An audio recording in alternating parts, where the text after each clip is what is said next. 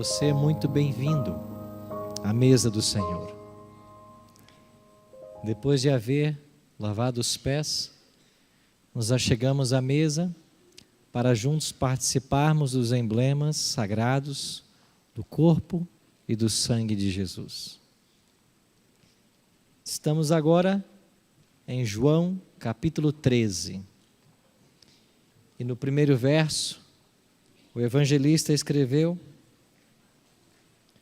Ora, antes da festa da Páscoa, sabendo Jesus que era chegada a sua hora de passar deste mundo para o Pai, tendo amado os seus que estavam no mundo, amou-os até o fim. Algumas expressões no Evangelho de João chamam nossa atenção.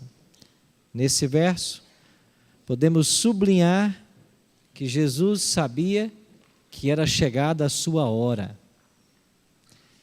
Essa expressão ela é importante dentro do Evangelho. No capítulo 2, ao realizar o milagre da transformação da água em vinho, sua mãe havia o procurado para falar a respeito do problema que eles estavam vivendo. E Jesus disse claramente para a mãe dele: mulher, ainda não é chegada a minha hora. Esta é uma expressão alusiva ao momento de sua morte. E agora em João capítulo 13, esse momento se aproxima. Era uma quinta-feira à noite,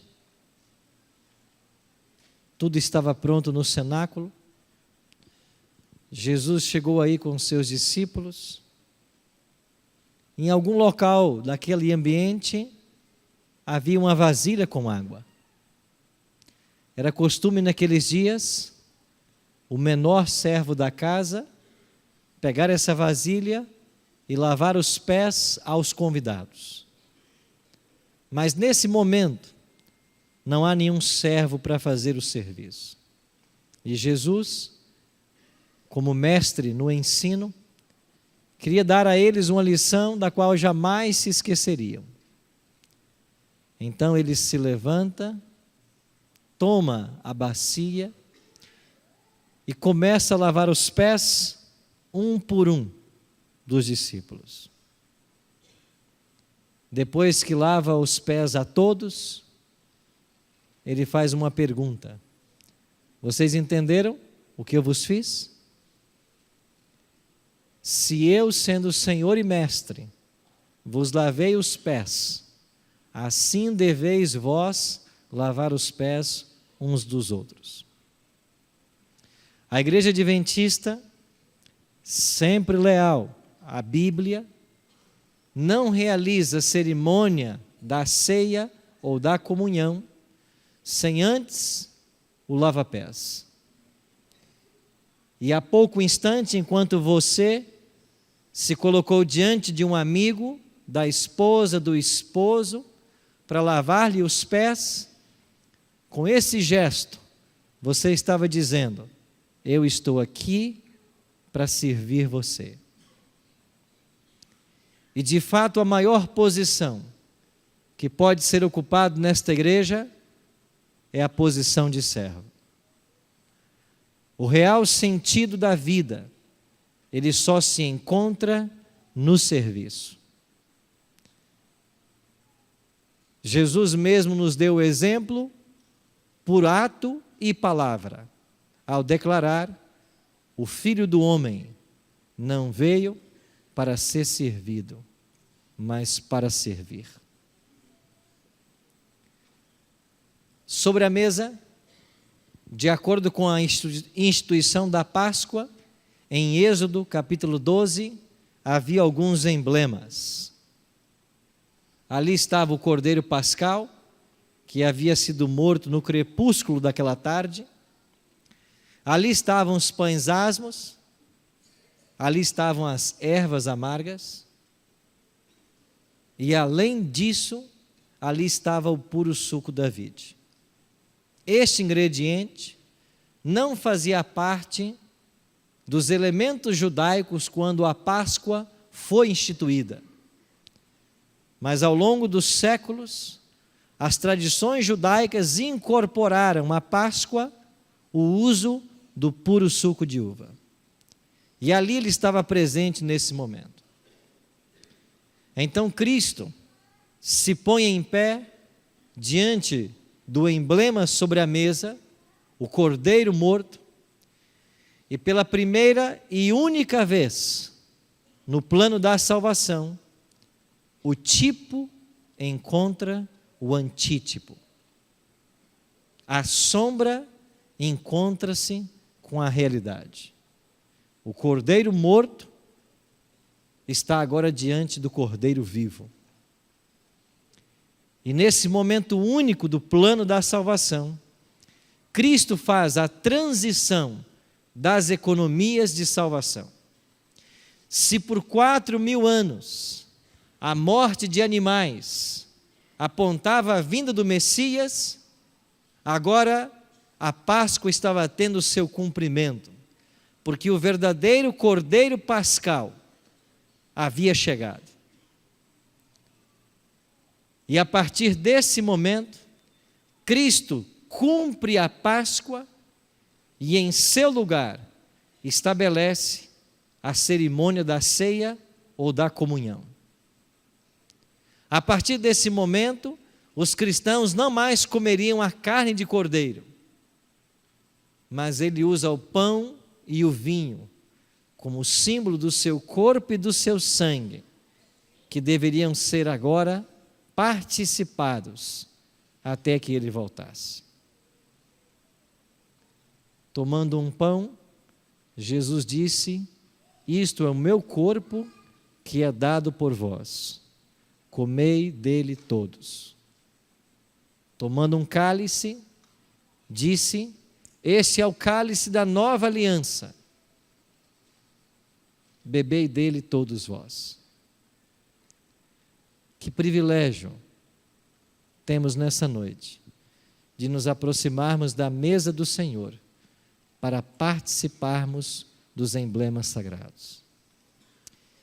E ao recebermos esses emblemas e ao ingeri-los, a vida que há em Cristo será dada a cada um de nós.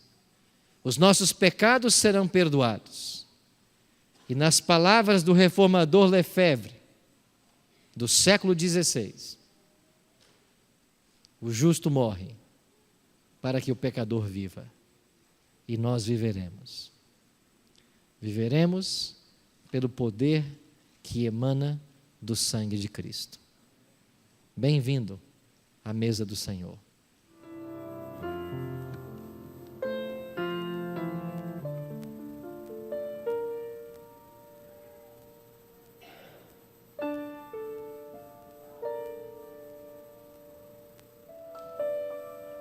Em espírito de oração, vamos juntos participar do pão e depois do vinho.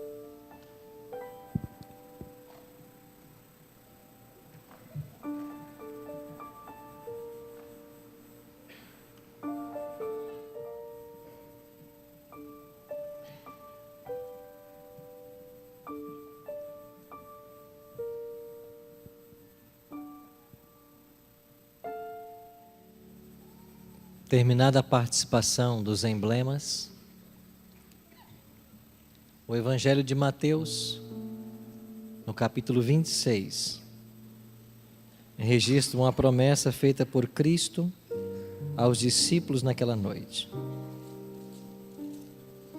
Mateus, capítulo 26, verso 29, Jesus declara: e digo-vos que desta hora em diante não beberei desse fruto da videira, até aquele dia em que o hei de beber novo convosco no reino de meu Pai. Já fazem quase 2000 anos que Jesus não participa do puro suco da vide. Ele cumpre a sua promessa.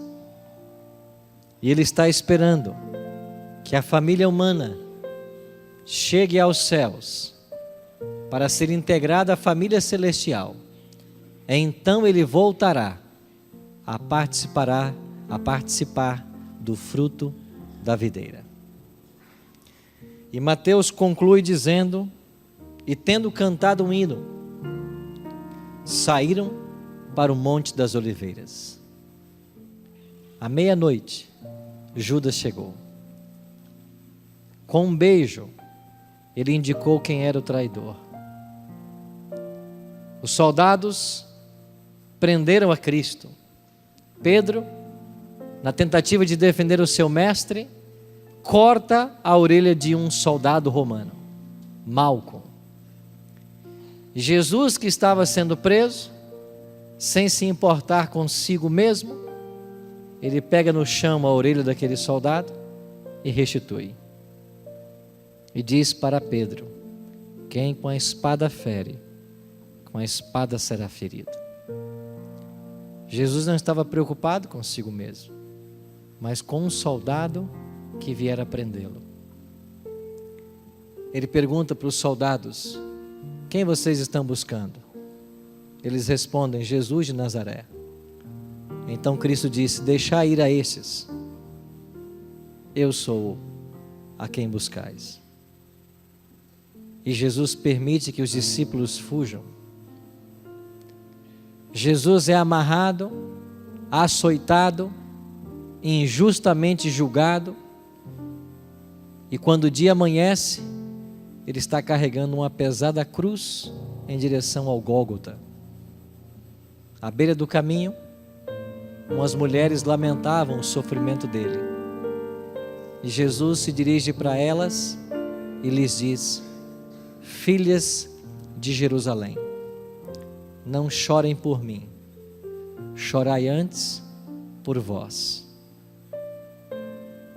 Pelos olhos proféticos, Cristo via parte daquelas mulheres nas cenas terríveis da destruição de Jerusalém, que chegaria daí a 37 anos. Ele não estava preocupado com ele, mas com as mulheres que lamentavam e pranteavam à beira do caminho. Chegando no Calvário, a cruz foi solta no buraco para ela preparada. Isso provocou rasgos nas mãos e nos pés de Jesus. Enquanto isso ele orava: Pai, perdoa-lhes, eles não sabem o que fazem. Aqueles mesmos que no domingo passado estavam clamando hosanas ao filho de Davi, enquanto este entrava em Jerusalém, agora meneavam suas cabeças e diziam: se tu és o Cristo, desce da cruz e nós creremos. Ali ao pé da cruz estava a mãe de Cristo, Maria, e João, o discípulo mais jovem. E antes de sua partida, Jesus se preocupou com o lar para sua mãe e disse para João: João, eis aí tua mãe. E para Maria disse: eis aí teu filho. E desde aquele momento, João acolheu Maria até o dia da sua morte. Antes de morrer, um brado emana de uma cruz vizinha. Um ladrão diz para Jesus: Senhor, quando vieres em teu reino, não te esqueças de mim. Jesus, sem se importar com a dor que sentia, proferiu para ele as mais lindas palavras que um mortal pode ouvir: em verdade te digo hoje, você vai estar comigo no paraíso. A graça que emana da cruz viaja 2000 anos e chega até nós. Quem é Cristo na cruz? Ele não é o Cordeiro Pascal. Cordeiro pascal, ele foi na ceia. Na cruz, Jesus é o maldito de Deus. Moisés já havia profetizado: maldito todo aquele que for pendurado no madeiro. E por que ele é maldito de Deus? Porque ele tem que assumir as suas culpas e as minhas culpas. Porque ele pagou o seu pecado e o meu pecado. Como resistir a esse amor? Não há amor maior. Há uma lei no céu que nos ensina que só o amor desperta o amor. Não tire os olhos do homem do Calvário. Ele é o nosso modelo. Mas Cristo é um modelo que todas as vezes que você se aproxima, ele se projeta para mais longe. E um dia nós seremos como ele é, quando nós formos glorificados. Como resistir a esse amor? Eu queria encerrar nossa semana com um verso da Bíblia. João 15:16. Em João 15:16, Jesus declara: não fosse vós quem me escolhesses a mim. Pelo contrário, eu vos escolhi a vós outros. Não fosse vós quem escolhesses a mim. Eu vos escolhi a vós outros.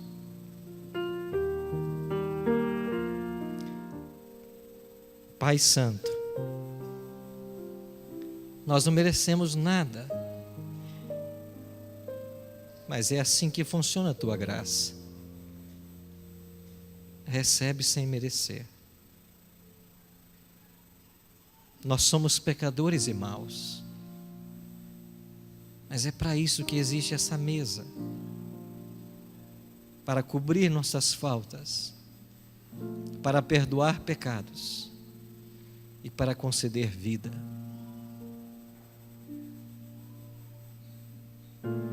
Podemos ouvir os passos de um Deus que se aproxima. Que o teu Espírito nos ajude nessa noite a nunca desistirmos do céu. Porque não fomos nós quem escolhemos ao Senhor. O Senhor quem nos escolheu. E nos comissionou para que nós fôssemos e dessemos fruto, para que esse fruto permaneça para a vida eterna. Por isso abençoa a tua igreja nessa noite. Abençoe os pastores que aqui estão. Que eles continuem sendo ministros de Cristo. Que eles conduzam o rebanho sempre aos pés da cruz. Abençoe os oficiais da igreja, os nossos anciãos, os nossos diáconos e tantos outros oficiais que aqui estão, que sem ganhar um único real, dedicam das suas vidas, dos seus recursos, dos seus talentos para o progresso dessa igreja. Obrigado por essa membresia maravilhosa, que tem buscado fazer o seu melhor para te servir, que tem buscado se envolver na missão de proclamar. E ao encerrarmos essa cerimônia nessa noite, que o teu Espírito nos ajude a não desistir do céu. O grande dia se aproxima e nós queremos ir contigo. Por isso, cuida de todos nós e nos prepare. Oramos em nome de Cristo. Amém.